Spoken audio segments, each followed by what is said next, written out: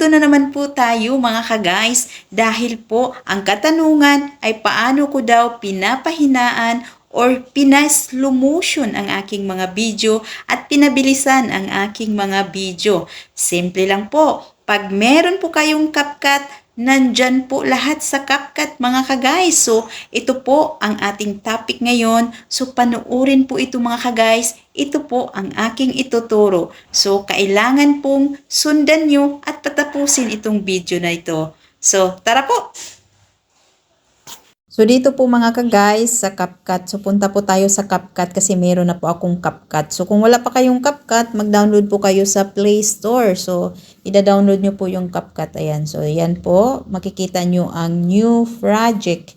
So, pipindutin lang po. Maghanap tayo ng video. So, ito po yung sumasayaw. Itatry po natin itong sumasayaw.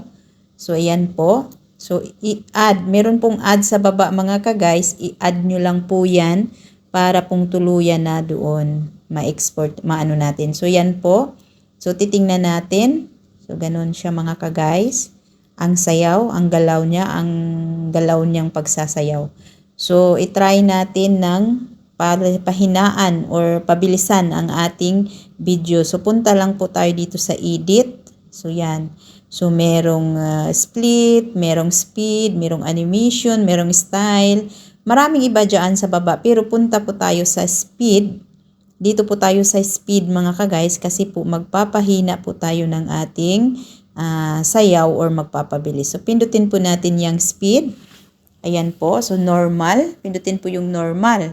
Pagkatapos yan, makikita nyo dyan 0.1, 1, 2, 5, marami dyan. So, mamimili po kayo mga ka-guys dyan kung ano pong gusto nyong pabilis or pahinaan. Yan po, ang pabilis po yan. I-try natin pabilis. So, yan, nakita nyo. So, kung i-try nyo po yan sa mga 5 something, yan po siya mga ka-guys. So, tingnan natin. So, diba, punta tayo sa pahina mga ka-guys. Doon na tayo sa pahina. Pahinaan pa, slow motion na. Yan po yung slow motion mga ka-guys. So, yung ano po yan nilagay ko is 1.5. Yan po ang slow motion. So, ganun lang po kadali mga ka-guys. Ganun lang po kasimple. So, pagkatapos nyan, makikita nyo dyan. So, ganun lang. Basta sundan nyo lang po aking video mga ka-guys ha. So, makikita nyo dyan, i-check. Pindutin lang po yung check sa baba. So, para po mag-export ito. So, pindutin lang po natin yung check. So, makikita niyo yung arrow dyan sa taas. So, pindutin lang po yung arrow para mag-export siya ng 100%. Kailangan patapusin po talaga siya ng 100% mga ka-guys para diretso na po sa inyong mga gallery. Doon na po yan sa inyong mga gallery. Ganun lang po kadali. Tapos, click yung done. So, ganun lang kadali mga ka-guys magawa.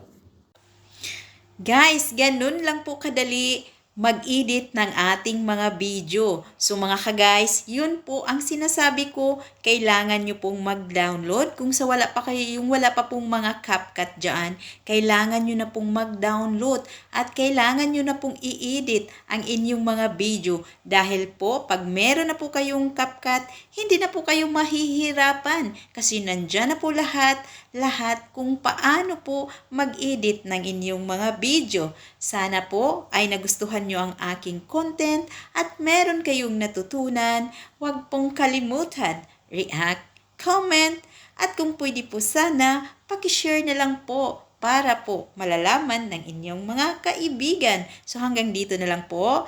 Maraming salamat po sa inyong pagpapanood. God bless sa lahat. Bye-bye!